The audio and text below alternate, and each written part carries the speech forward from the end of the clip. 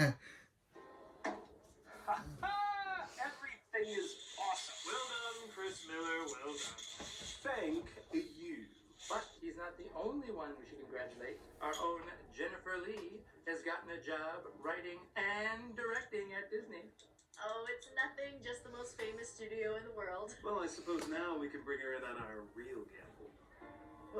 What gamble? Oh, every time a new filmmaker comes along, we make an impossible dare to see if they can pull it off. Yes, and they in turn make theirs back. Really? And seeing how you're the newcomer with Disney, I bet you can't make an animated film that points out all the faults of the past Disney films, has two female heroes, one of them a queen, and have her sing a song so popular that even boys will be singing it. Literally Frozen. Okay, I like a challenge, especially in this demographic ruled by 13-year-old boys. They're always the most profitable. But what about you, Mr. Peyton Reed? What about me? If I achieve that, then you have to make a successful superhero movie where the hero shrinks down to the size of an ant. Ant-Man. You know shrinking films are box office poison right now. What's the matter? Not taking my raise? Well, Ant-Man did really well. And so did Ant-Man 2, but Ant-Man 3 was pretty not that good. Lord over there had the balls to do so. Ant-Man 3 didn't do that well. Is either you? Yeah, prove it. I bet that we could do a product placement movie so good that we could name the movie after the product. The Lego Movie. Yeah, and people will even be upset that it wasn't nominated for Best Animated Feature. The Lego Movie because of... Say, Oh, Shyamalan. I play. No. No. What? Why not? You suck at this game, Shyamalan. Yeah, what's this idea that you can make trees scary? Yeah, it's later down the road. This idea is guaranteed to show you how talented I am. Wait, isn't this the one that Disney didn't understand, so you stormed out even though... Oh, they were Disney on one. anyways? Who does that? Yes, I heard about this. You said Disney didn't respect individualism. There are a bunch of hacks who didn't realize my brilliance. Yeah? And what is this brilliance? Alright, the main character is named Story. Out. Not happening. She's an ancient creature called a Narf. Oh, honey, you can't do this. And she's being chased by Scruns, but saved by Tartutix. You're to bum down the street shouting stuff like this. Oh, come on, even I'm not that high. I Chester. will show the world that I am so good that I can make something so silly absolutely amazing. I mean, what else could happen to this movie? Let's get this baby started. Wait. While many people see The Happening as Shyamalan's funniest so bad it's good film, I challenge them with the absolute mad ravings of Lady in the Water. Sure, it's slower and doesn't have quite as many silly performances, but the story is so insane, so ego-stroking, so free. Of course and Shyamalan bizarre did that this. if a well-known filmmaker's name wasn't attached to it, If you'd Shyamalan put swear it was himself written in on the his walls of a own mental movie. institution. There's so much to talk about, so let's not waste any time. Let's end Shyamalan month with my favorite bad movie of his, Lady in the Water. It starts off with the backstory of this seemingly simple fable. Once, man and those in the water were linked. They inspired us.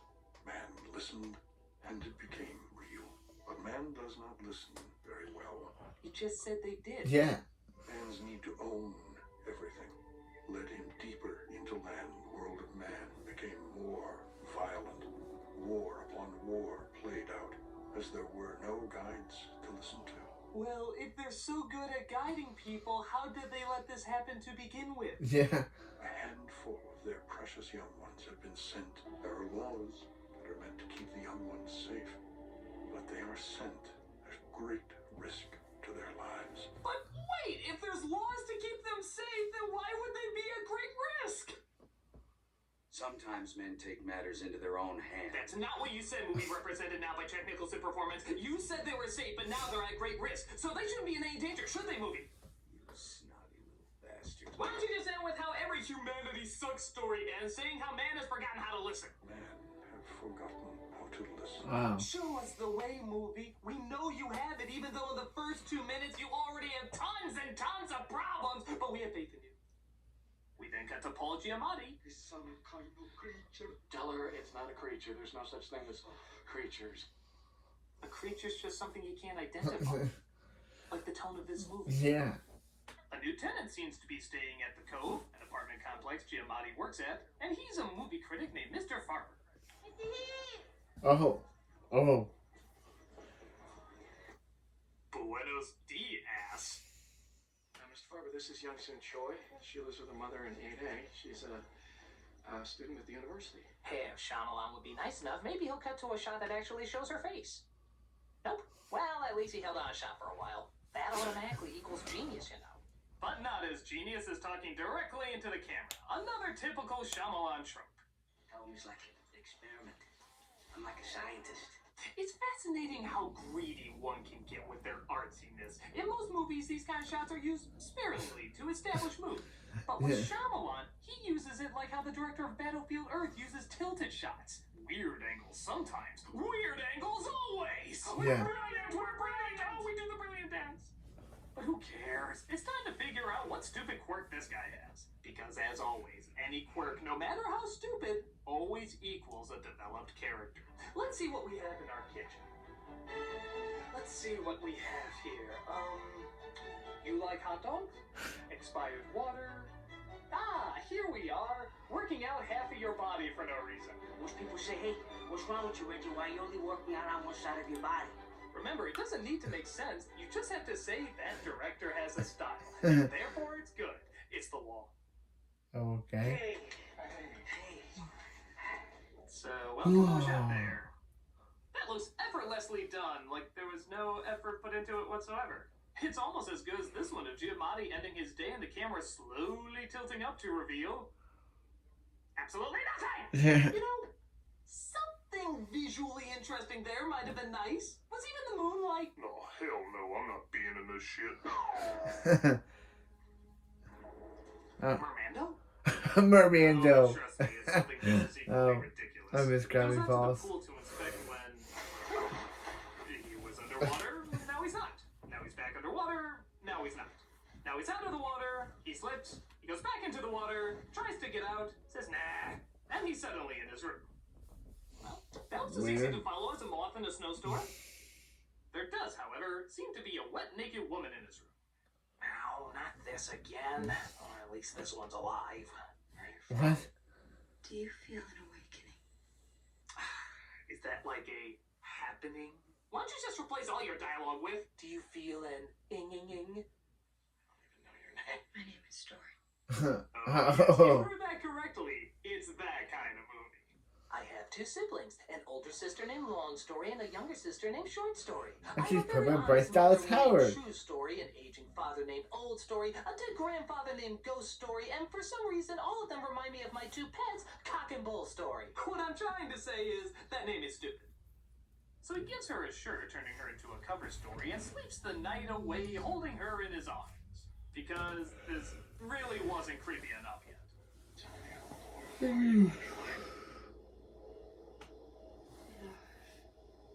Didn't catch that? Yeah, you did. The name of her species is Narf. And not only that, they say this word all the time like it's a totally common name. If a narf, About a Narf. the narf has come. The Madam Narf. Narf. A Narf. Was Blaff already taken or plonk?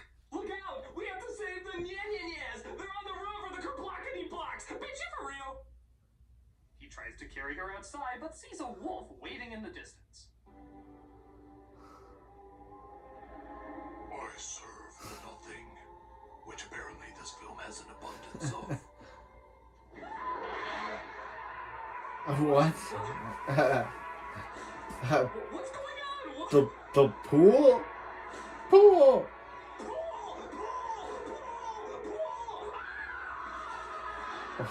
What just happened?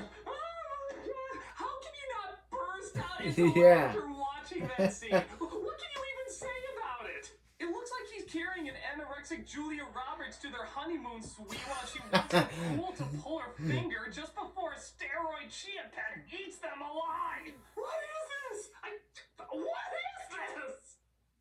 So he decides to ask someone who would obviously know all about mythical creatures, Rufio.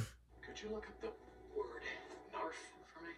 I'm sure you've come across them from your adventures in Neverland. It's an Eastern bedtime story, Mr. Heap. Yeah, I wouldn't insult Eastern storytelling like that. I think the correct answer is, oh, that sounds like a word from the same idiot who came up with Cypher Rage. Very common Eastern name.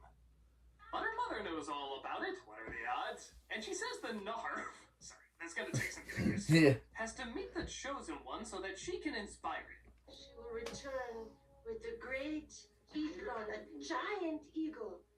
They, of course, cut out the scene where she ate 5 pot brownies before saying this, but you get the idea. So Giamatti looks for this chosen one whose story says is a writer. So again, you could just replace all the dialogue with, what's your quirk? She's very good with animals. And your quirk? Crossword puzzles. And your quirk? Let's make up a witty phrase. Baby's on the house team.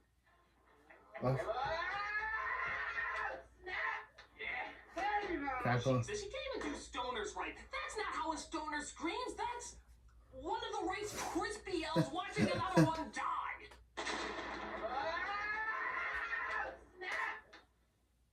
Of course, Giamatti is so focused on finding a writer that he completely overlooks the person he's known for years that is a writer. How's the writing? Duh. But Story has been eavesdropping in his diary to learn about his past.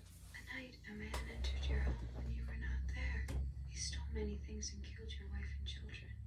That is when you stopped being happy. Brilliant deduction there, Nancy Drew. Any other obvious dots you'd like to connect?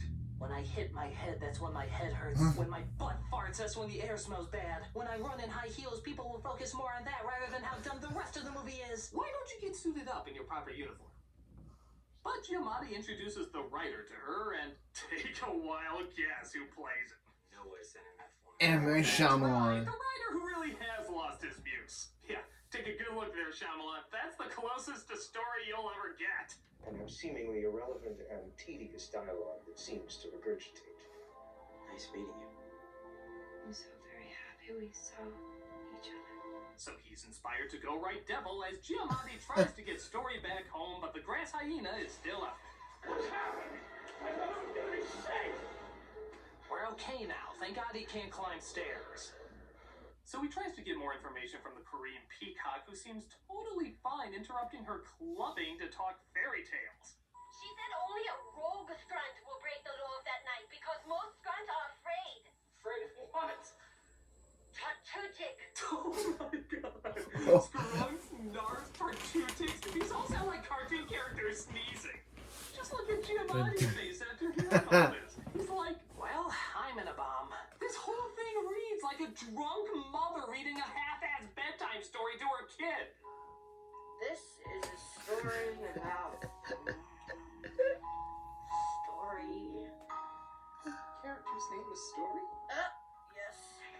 Yep. And she is an ancient Narf. Uh-huh. Yes. She's running away from the mean What? And it all took place in modern times. Good night. Well, it's better than it's hard. You said the trees did it.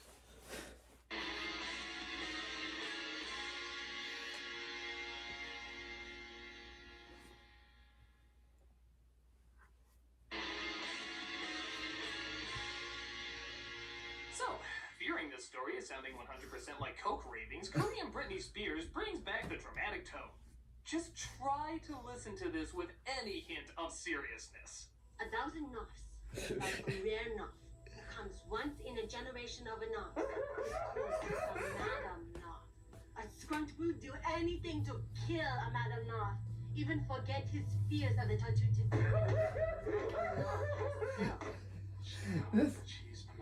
Were they on drugs? I'm sure Shyamalan is hearing this really intense This dramatic is story, crazy. but to the rest of the world, all we can hear is 1,000 Narfs, a rare Narf, the Madam Narf. Kill a Madam Narf, the Madam Narf herself. You know that she's the Madam Narf. Once in a generation of a Narf. I would give anything, if the twist to this movie was that the entire time it was Pinky and the Brain trying to take over the world. Literally, every single problem would be fixed if they just do that twist. It's a Warner Brothers movie, make it happen! Speaking of which, the master writer himself is told that his writing is going to change the world and give inspiration, I shit you not here, to the future president. This boy will become leader of this country and begin a movement of great change. But also, yeah, gets even better. His ideas will be so dangerous that someone will eventually take his life because of them. And yet, he still chooses to write the story, sacrificing himself not only for his art, but for the world. Wow. Is it windy on that egotistical high horse that you built for yourself? I mean, Christ, you can see his boner growing with every praising word. Boy. Speak of you and your words. Your book will be the seeds of many of his great thoughts. Will be the seeds of change. Ooh, that's a messy story. So Giamatti is told that Rufio's mother will only tell the rest of the story if she can see him like a child. You have to make us What? child. What? So, I can't even just watch.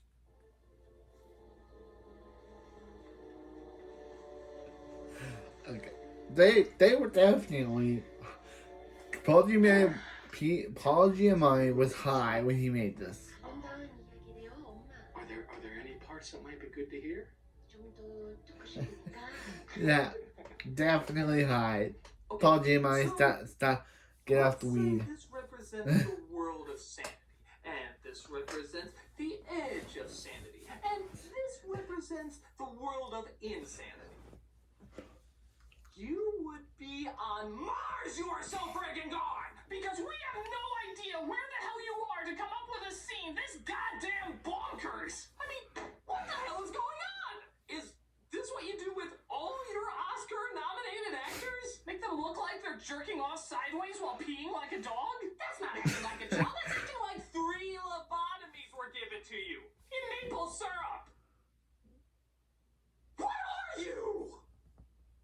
So the Narv can't say anything about her world for reasons, but it's okay because she touches her ear to answer yes or no questions, as that doesn't count for reasons. So there's a symbolist, a guardian, a healer, and a guild he's supposed to find in order to help her. And before you say anything, yes, this simple bedtime story is as goddamn complicated as a friggin' D&D game. Do you know who the symbolist or interpreter is? I don't know. Let's roll the dice to find out. So he goes to the crossword guy and his increasingly strange son. This picture in this cereal box is supposed to make you feel happy. I feel sad like that time you forgot to pick me up at school. Are we in Wonderland? He finds the others as well and takes them to a naked cut-up lady he's keeping in his shower. This raises no concerns. The interpreter will tell us what to do. 9 letters across is the word essential. I thought that was weird. Really? That's weird? You're using a crossword puzzle to predict the future in front of a naked woman who's been kidnapped by the sideways guy? And that's friggin' weird! Who does that? The funny thing is, even by bedtime story standards, there's practically no action in any of this. I mean, did Shyamalan actually read this to his kids every night? And then they sat around the shower for a bit doing crosswords as Mr. Heap toured the apartments for a 5th time to talk to even more people. Daddy, can you read us Snow White? Oh, kids, that story doesn't have nearly enough references to another story to make it interesting. This is a bedtime story for a new generation. But it's boring. We can barely stay awake. That means it's working. So he apparently can see the scrunt by walking backwards and looking in the mirror. Okay. Why? Because it's less complicated than doing jumping jacks and looking through a Fruit Loop. Just get used to nothing being explained. The scrunt scares him away, but to be fair, you were asking Paul Giamatti to protect you. What'd you think was gonna happen? In fact, you saved him the first time! You really thought this was the guy who was gonna be on top of things? There is no originality left in the world, Mr. Heath. So they work on a new strategy. Scrum will hide unless he cannot hide in his environment. Doesn't that go without saying? He'll hide unless he can't hide. So they decide to throw a party to distract the Scrunt. Yeah, always good to throw other people's lives in there. As we're realizing getting closer and closer to the end that this really shouldn't have been called Lady in the Water. She barely does a friggin' thing. What they should have called it is Whispering, because that's all anybody does. It's not you. I can hear myself finding your purpose. It is not time. You haven't written anything yet. The rest of this land will grow up in a home. Turn it up! Turn it up! Thanks, Grandpa Simpson. Come and get her, as apparently nobody in the party would notice that. But hey, if they don't notice a grass dog attacking a woman and dragging her into the woods, I guess they wouldn't notice that either. Oh, by the way, a grass dog attacks her and drags her into the woods. Oh no, this is terrible! What should we do? More crosswords! I don't know. But big shock, they start to ask, what if this is all a little crazy? Why are you so certain that I am the interpreter and they are the guild?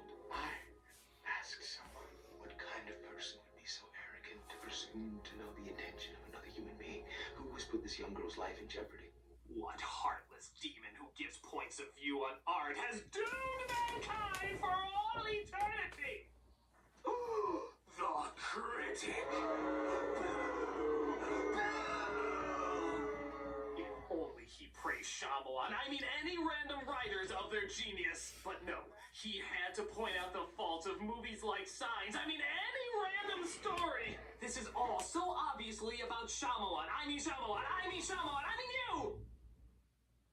If you were Shyamalan, look at this. He writes the critic so one-dimensionally that he actually confuses real life for a movie. It's precisely the moment where the mutation or beast will attempt to kill an unlikable side character. In stories where there has been no prior cursing, nudity, killing, the unlikable character will narrowly escape. He may even be given a humorous moment to allow the audience to feel good.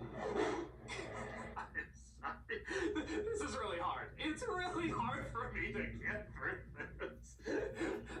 Because that's all they are. That's all critics are. It's literally just, my life is a movie. Everything is connected to movie. I am robot. I judge and hate everything. There is no personal vendetta going on at all. It is about you, the personal artist at home. It is not about one individual person who probably is in this film somewhere. I mean, I can't see him at all. It's just too subtle, but maybe he's in the movie. I'm sorry. This is so unprofessional. I should stay serious. That won't happen again. I'll just get out a little bit more. Okay. Won't happen again. I promise. So, after that stellar satire criticism, really SNL worthy, they start to wonder if anyone else could possibly be the interpreter. The hands of the guild will be needed What? as two others. It is a ceremony of seven sisters. Sisters, the guild is waiting.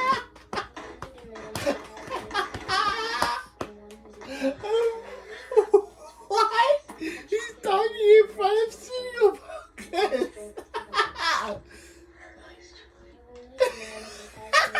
Stop trying it. If you work on steel boxes,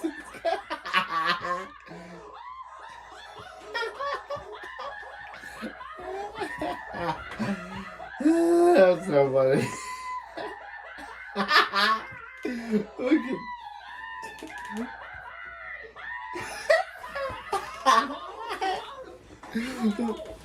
You are not stoned. You are not high. You are seeing this correctly. A little boy with incredible detail is predicting the future of an ancient civilization by staring at cereal boxes. Cereal boxes! Oh my god, I'm crying! I'm actually crying! This is so funny! What is he going to see? The cookie crook will go cuckoo for Cocoa Puffs when Captain Crunch's neck goes snack, crackle, and pop, and it'll be great! Were the fortune cookies too hard to understand? I can't breathe! Almost turned. Oh, that was so funny. Now, on to the spice rack, where I will predict the second coming of Jesus! Oh my god! Wow. I just came a bit I read it wrong. I thought it said she will lead a ceremony of 7 sisters to bring strength to the moment. But it really just said Cinnamon Toast Crunch. It turns out Giamatti has to be the healer because, well, symbolically it ties to his family, and that dead horse is so kicked you can see the Nike symbol indented into it. It of course brings her back to life as the big Shyamalan twist is finally revealed. Oh my god.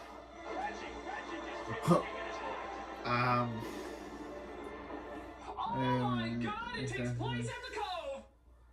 Wait, I already knew that. Why'd you cut to that? Yeah. What's the twist? Here's the Guardian. Reggie's the Guardian? Wow, I didn't know Cliff Notes could serve as twist. Wow. I mean, ooh, you really got me. Look at the movie a whole different way now. And then apparently, these things come out. Oh. I am Groot. Your ass is grass. Oh. They're just like the. They're just like the. The Eagles are coming! And no kidding. It's reminding me of a. That's the ending. Oh. Yeah, the eagle picks her up, and it just stops. Oh. Even Giamatti has a look on his face like, that's it? Are you kidding me? My 2-minute cameo in Downton Abbey was worth more of my time than this. People, I know The Happening is fun, but where else can you see a narp outrunning a scrunt with Paul Giamatti waving his leg and touching himself in front of 2 women helped by a guy who can predict the future through crosswords, who gave birth to a prophet who can read mythologies that are part of a complete breakfast, with a critic who dares call us all insane portrayed as the bad guy, with tree hogs beating up grass stains with teeth while a giant eagle picks up a whispering tart whose only job was to I think one of those trees reminds me of a Naruto Ninetales. we saw only for 2 minutes in the opening. How can this not be a masterpiece of madness? Complete and total entertaining madness. I don't remember the 10 Tails To show or. my appreciation for this incredible experience, I am finally gonna give Shyamalan exactly what he wants. You summoned. Sit down, Shyamalan. Alright.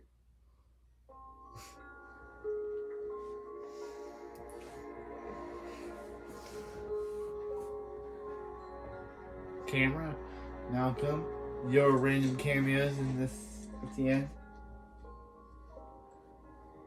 Tell me about your genius method in making this film. Really?